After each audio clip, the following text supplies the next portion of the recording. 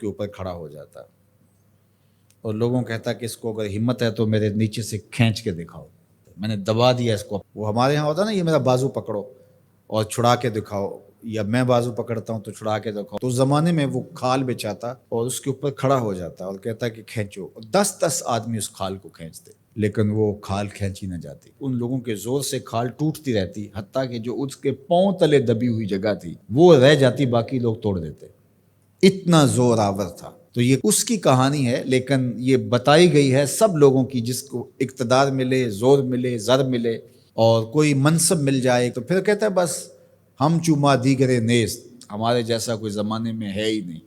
اس نے کہا زمانے میں بندے دو ہی ہیں، ایک تو اور ایک میں۔ اس نے کہا اگر صحیح چھان نہ لگائیں تو میں ہی میں ہوں، تو بھی نہیں ہے۔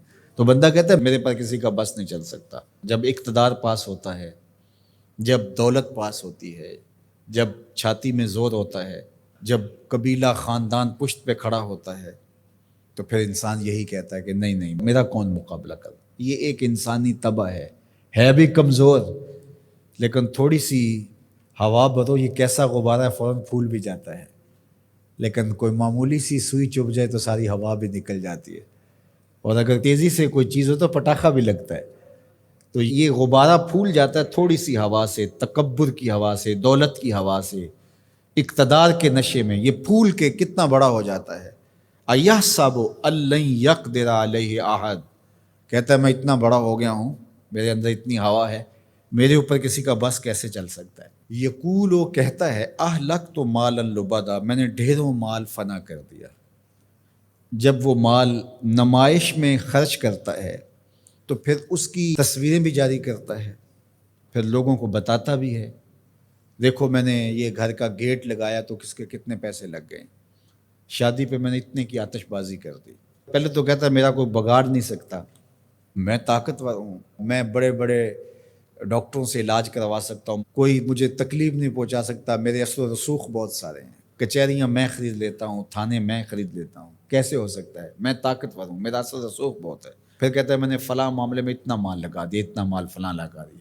وہ اپنے مال کے فضول خرچ پر لوگوں سے داد لے رہا ہوتا ہے۔ اللہ اکبر۔ اَیَحْسَبُ أَن لَّمْ يَرَهُ أَحَدٌ، یہ اس کی ساری بات بیان کرنے کے بعد اب یہ دیکھیے، اَیَحْسَبُ، وہ گمان کرتا ہے، وہ بھول گیا ہے، فراموش کر گیا اس بات کو، أَن لَّمْ يَرَهُ أَحَدٌ، کیا اس کو کسی نے نہیں دیکھا؟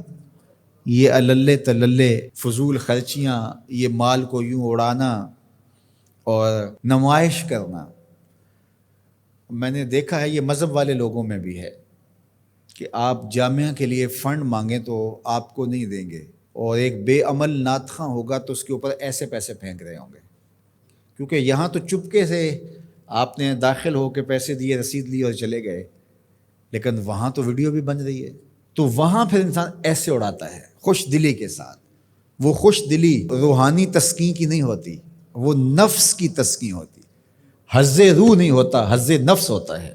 اگر اسلام کی روح اور قرآن کا مطالعہ ہماری زندگی میں آ جائے اور قرآن جو بتاتا ہے وہ ہم سمجھ جائیں تو زندگی نور علی نور ہو جائے، ہم پھر اللہ کی مخلوق کے لیے نرم دل ہو جائیں۔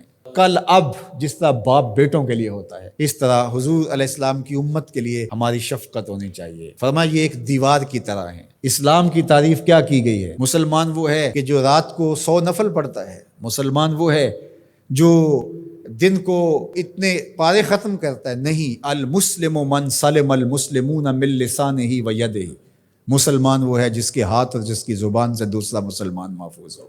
تو کیا ہمارے ہاتھ سے، ہماری زبان سے دوسرے مسلمان محفوظ ہیں؟ آج ہم دوسروں پر کیچڑ اچھالنا اپنی ذمہ داری سمجھتے ہیں۔ آج کا سوشل میڈیا بھرا ہوا ہے دوسروں کے عیوب کو اچھالنے کے لیے۔